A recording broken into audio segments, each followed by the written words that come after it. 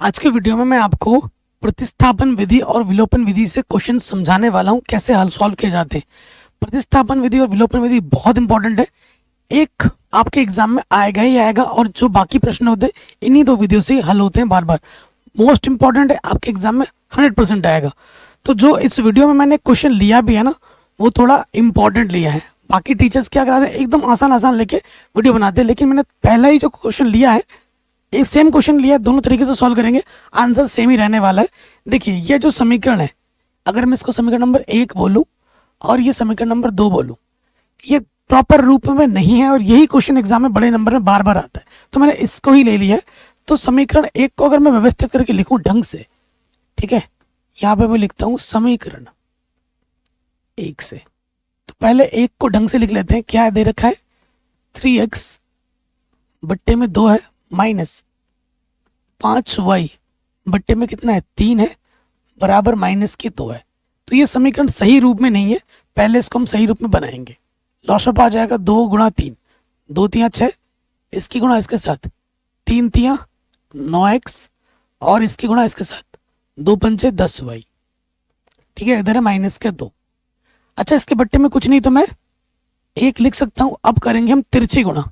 अब हम क्या करेंगे बच्चों, तिरछी गुणा, इसकी गुणा इसके साथ और इसकी गुणा इसके साथ। करो भाई तिरछी गुणा। तो ये किसी भी संख्या को जो हम 1 से गुणा करते हैं, वही संख्या वही चीज दोबारा आ जाती है। और 6 गुणा 2 6 दूनी 12। तो ये समीकरण 1 का प्रॉपर रूप आया है। यह समीकरण 1 का व्यवस्थित रूप, रैखिक रूप। ठीक है, अब आ जाएंगे समीकरण नंबर 2 में। तो यहां लिखेंगे हम समीकरण 2 से। ठीक है, क्या है समीकरण नंबर दूसरा? समीकरण नंबर दूसरा हमको दे रखा है x के बट्टे में 3 प्लस y के बट्टे में 2 बराबर 13/6। आपको हो सकता है आसान प्रश्न भी आ जाए, एकदम समीकरण बनाया दे रखा है और फिर आपको हल करना हो। तो मैंने क्या जानबूझ के ऐसा प्रश्न लिया है ताकि आपको एक अच्छा प्रश्न की प्रैक्टिस करवा दूं, जो एग्जाम में बार बार आता है। ठीक है, तो यहां से लॉसअप आ जाएगा, इसकी गुणा इसके साथ करोगे 3 दूनी 6, इसकी गुणा इसके साथ 2x, और इसकी गुणा इसके साथ 3 गुणा y 3y, और ये 13/6। इसके बट्टे में 6, इसके बट्टे में 6 कटा, बट्टे में अगर सेम टू सेम होता कट जाता है। 2x प्लस 3y, और यहाँ से क्या बचा बच्चों, 13 बचा।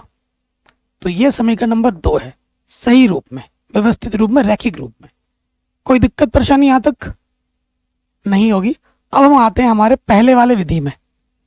ठीक है, ऐसे आपको 2 समीकरण एग्जाम में दिए जाएंगे और बोलेगा कि प्रतिस्थापन से हल करो, या फिर बोलेगा विलोपन से हल करो, या फिर कुछ बोलेगा ही नहीं, बोलेगा हल करो। फिर आपकी मर्जी है, जिस भी विधि से आपको अच्छा लगता है हल कर सकते हैं। तो पहले विधि हम सीख रहे हैं प्रतिस्थापन विधि।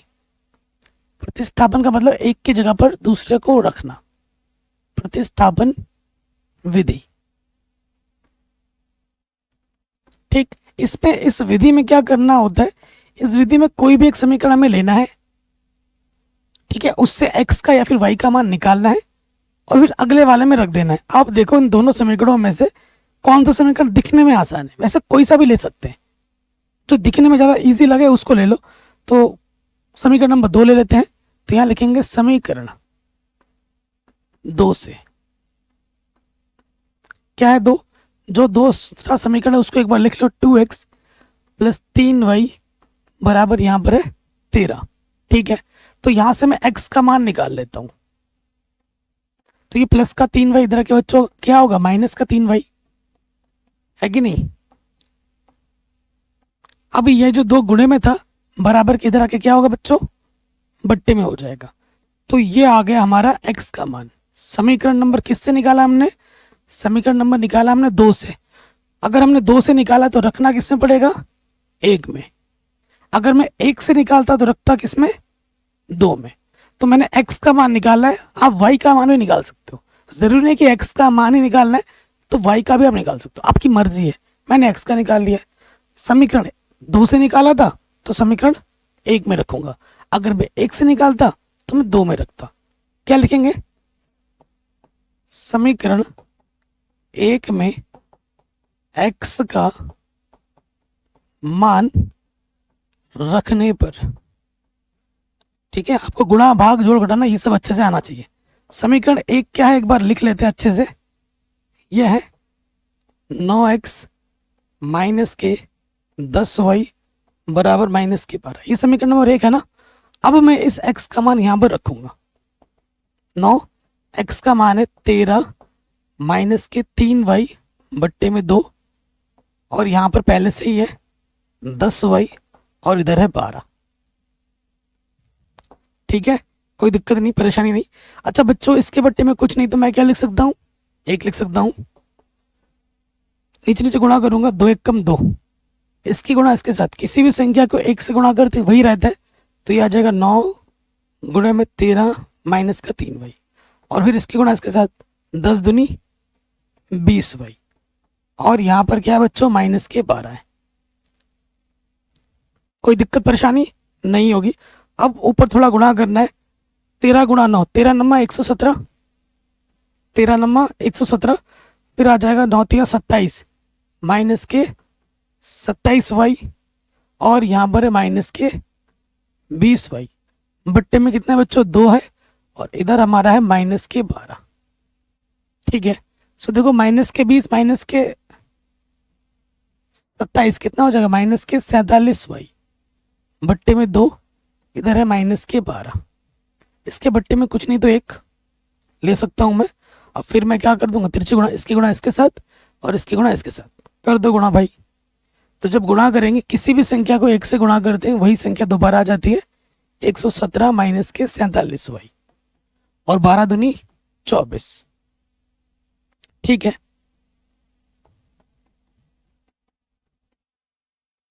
तो ये माइनस का 24 इधर आके क्या हो जाएगा बच्चों, प्लस का 24 हो जाएगा, और ये माइनस का 47 इधर आके हो जाएगा प्लस के 47। ठीक हो गया। अब जोड़ोगे, 7 और 4 11, हासिल लगा 1, 2 और 1 3 और 1 4। ठीक है, और ये 141 हो गया, और यहाँ पर है 47y, 47 गुणे में है, इधर आके बट्टे में आ जाएगा। ठीक है, तो 47 यहाँ 141 होता है, तो y का मान बच्चों कितना आ जाएगा, 3 आ जाएगा आंसर। y का मान कितना आ गया, 3। अब हमें y का मान या तो समीकरण 1 में रखो, 2 में रखो, या 3 में रखो, किसी में भी रखो, आंसर आ जाएगा। ठीक है, तो y का मान उठाकर मैं समीकरण नंबर 3 में रख दूंगा। अगले स्टेप में मैं क्या लिखूंगा, अगले स्टेप में लिखूंगा y का मान समीकरण 3 में रखने, y का मान समीकरण नंबर 3 में रखने पर क्या है समीकरण नंबर 3, x बराबर 9 माइनस 3y बट्टे में 2, यही था ना, नहीं 13 माइनस 3y बट्टे 2, 13 माइनस 3y बट्टे 2, यहाँ पर 13 था। ठीक है, यहाँ पर 13 था। चलिए, y का मान कितना आया था, 3 आया है, तो y का मान हम 3 रख देंगे। y का मान हमने 3 रख दिया, 3 गुणा y है, तो हल करेंगे, यहाँ से आ जाएगा 13 3 3 9 बट्टे में 2, 13 में से 9 घटाएंगे 4 बचेगा, 2 दूनी 4। ठीक है, तो x का मान बच्चों कितना हो जाएगा, 2 आ जाएगा। x का मान कितना आ गया, 2, और y हमें कितना मिला था, 3। तो ये विधि है बच्चों प्रतिस्थापन विधि। सबसे पहले क्या करते हैं, 2 समीकरण आपको दिया जाएगा, ऐसे डायरेक्ट दिया जाएगा, या फिर ऐसे दिया जाएगा, तो ऐसे पहले ढंग से बना लेना है। मैंने थोड़ा जानबूझकर ऐसा प्रश्न लिया है, इसी क्वेश्चन को एग्जाम में बार बार पूछा जाता है, वेरी इंपॉर्टेंट है। तो या तो डायरेक्ट दिया होगा ऐसे समीकरण, या फिर ऐसे दिया होगा, तो ऐसे बनाना है। पहले 2 समीकरण आ गए, ये तो दिया ही जाएगा प्रश्न में। उसके बाद कोई भी एक समीकरण लेना है, वहां से x का या फिर y का मान निकालना है। जैसे मैंने 2 से x, समीकरण में 2 से x का मान निकाला, तो 2 से निकाला तो हमें रखना होगा 1 में। एक समीकरण लिखा, मान रख दिया, हल किया, y का मान आ गया, और y का मान समीकरण इसमें रख दिया, इसको हमने 3 बोला था, तो y का मान समीकरण नंबर 3 में हमने रख दिया। y का मान समीकरण 3 में रखने पर समीकरण 3 क्या था उसे एक बार लिख लिया, y का मान रखा, हल किया, हमें हमारा उत्तर आराम से मिल गया। अब इसी प्रश्न को हम विलोपन विधि से भी हल करेंगे, तो भी हमारा उत्तर वही रहने वाला है, x का मान 2, y का मान 3। विधि अलग अलग लगाने से उत्तर अलग अलग नहीं आते, उत्तर सेम ही रहता है, यह भी आपको देखने को मिलेगा। मैं क्या करता हूँ, देखिए मैं इसको मिटा देता हूँ, ठीक है, इसको मैं पूरा मिटा देता हूँ, इस स्लाइड को मिटाया, इसमें आ जाओ। क्वेश्चन सेम है, क्वेश्चन सेम है। आपको ये चीज़ तो फिर से वही काम करनी पड़ेगी, समीकरण तो बनानी पड़ेंगे। समीकरण 1, ये समीकरण नंबर 2, इतना काम तो दोनों प्रश्नों में हमें करना होगा। अब देखिए विलोपन विधि क्या होती है। मेरा फेवरेट जो विधि है वो मेरा फेवरेट विधि है विलोपन विधि। ठीक है, मेरा फेवरेट विधि कौन सा है बच्चों? विलोपन है। अभी आपको मैं दोनों विधि सिखा दूंगा, तो आप कमेंट करके बताना कि आपका फेवरेट विधि कौन सा है, प्रतिस्थापन अच्छा लगा या विलोपन अच्छा लगा। तो देखो ये समीकरण 1 और ये समीकरण नंबर 2 बन गया। विलोपन में क्या होता है? विलुप्त करना होता है, गायब करना होता है। ठीक है, एक्स को या फिर वाई को, एक पद को गायब करना होता है, विलुप्त, तभी इसका नाम है विलोपन। तभी इसका नाम बच्चों क्या है? विलोपन है। यहां लिख देता हूं विलोपन विधि। ठीक है, एलिमिनेशन मेथड अंग्रेजी में बोलते हैं। सो देखो बच्चों, समीकरण तो हमारे पास है। अब हमें क्या करना होता है विलुप्त करने के लिए? किसको विलुप्त करना चाहते हो? एक्स को विलुप्त करना चाहते हो तो एक्स का गुणज को समान करना होगा, तभी विलुप्त हो सकता है। अगर वाई को हटाना चाहते हो तो वाई के गुणज को समान करना होता है, तभी विलुप्त हो सकता है। ठीक है, दो तरीके हैं। जैसे देखो, जैसे वाई को मुझे हटाना है यहाँ से, तो इधर वाई का गुणज कितना है? 10, तो मुझे दूसरे वाले में 10 से गुणा करना है। और इधर वाई का गुणज क्या है? 3, तो इस वाले में मुझे 3 से गुणा करना है।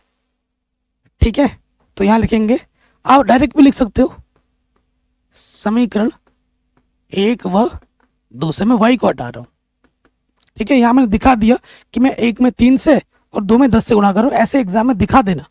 ठीक है, तो अब मैं 3 से गुणा करूंगा तो यहाँ हो जाएगा 9 तियां 27। क्या हो जाएगा बच्चों? 3 से गुणा करूंगा तो 9 तियां 27 एक्स माइनस 10 तियां 30 वाई, और ये हो जाएगा 12 तियां 36। ठीक हो गया। अब इसमें 10 से गुणा करना है, 10 दूनी 20 एक्स और 10 तियां 30 वाई और 10 13 दाई 130, 13 दाई 130। ठीक है, ये हो गया, यह विलोपन विधि। अब देखो आपको क्या करना है, जोड़ना होगा या घटाना होगा। आपका y का गुणज क्या है? सेम टू सेम है। y हटाना चाह रहे हो आप, तो यहाँ पर देखो चिन्ह क्या आ रहा है? अलग अलग आ रहा है, तो यहाँ नोट करके लिख लो। ठीक है, अलग अलग चिन्ह होगा, अलग चिन्ह जब होगा, दोनों जब अलग चिन्ह है तो हमें जोड़ना होता है। दोनों अगर दोनों समान चिन्ह हो, समान का मतलब कि दोनों के दोनों या तो प्लस के हो, दोनों के दोनों या तो माइनस के हो, तब हमें घटाना होता है। ठीक है, ये भी प्लस का हो, ये भी प्लस का हो तो घटाओगे, ये भी माइनस और ये भी माइनस का होगा तो घटाओगे। तो ये एक प्लस एक माइनस से विपरीत है, तो जब विपरीत चिन्ह होता है तो हमें जोड़ना होता है। ठीक है, यहाँ लिख देंगे जोड़ने पर। ठीक है, जोड़ने पर चिन्ह नहीं बदलता। ठीक है, जोड़ने पर चिन्ह नहीं बदलता, घटाने पे बदलता है। ठीक है, घटाने पे बदलता है। ठीक है, अगर मैं यहाँ पर घटाता तो ये प्लस का माइनस हो जाता, ये प्लस का माइनस हो जाता, ये प्लस का माइनस हो जाता। चूंकि मैं जोड़ रहा हूं तो चिन्ह नहीं बदलेंगे। प्लस का 30 माइनस का 30 कटा। ठीक है, तो 20x और 27x, ये हो जाएगा 47x। ये क्या हो जाएगा? 47x हो जाएगा, जोड़ रहा हूं, और 130। ठीक है, 12 तियां 36, 13 धाई 130।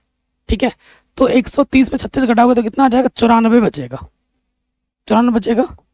ठीक है, यहाँ देखिए 47 गुणे में इधर के बट्टे में आ गया, 47 दूनी 94। एक्स का मान इस विधि में भी कितना है आपका? 2 आया है, उस विधि में भी 2 आया था। अब आपको क्या करना है, एक्स का मान किसी भी एक समीकरण में 1 में या 2 में रख दो, आंसर आ जाएगा। तो यहाँ रखते हैं हम, यहाँ मैं लिख रहा हूं एक्स का मान समीकरण 1 में रखने पर, समीकरण 1 में रखने पर क्या है? एक क्या है यार, 2 में भी रख दो, 2 में रखने पर। ठीक है, ये 2 समीकरण लिख दो। 2x प्लस का 3 वही जो ज़्यादा आसान है वहीं रखो, 13। अब हम क्या करेंगे, x का मान यहाँ रखेंगे। x का मान कितना आया? 2 आया है। ठीक हो गया। अब आप क्या करोगे, 2 दूनी 4 हो जाएगा, यहाँ से 3y 13। फिर क्या करना है बच्चों, अंकों की तरफ ले जाना, प्लस का 4 इधर रखे, माइनस का 4 हो जाएगा। आगे हल करेंगे, 3y 13 में से 4 घटाओगे 9 बचेगा। 3 गुणे में इधर के बट्टे में आ जाएगा, 3 तियां 9, तो y का मान क्या आ जाएगा बच्चों? 3।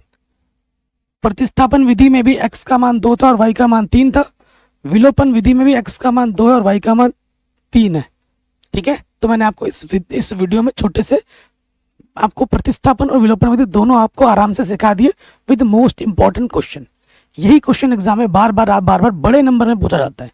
ठीक है, आ गया, आशा करता हूँ आ गया होगा। और इसके साथ साथ जब आप हमारी प्रश्नावली नई एनसीईआरटी बुक की 3.2 देखोगे, 3.3 देखोगे, तो ये चीज आपकी और पुख्ता हो जाएगी और मजबूती के साथ आ जाएगा। वहां पर हमने ढेर सारे क्वेश्चन बना रखे, जिसकी लिंक्स मिल जाएगी डिस्क्रिप्शन में, झांक के देखिए, सब कुछ मिल जाएगा। बाकी अपना ख्याल रखें, मिलते हैं आपसे नई वीडियो में। जय हिंद।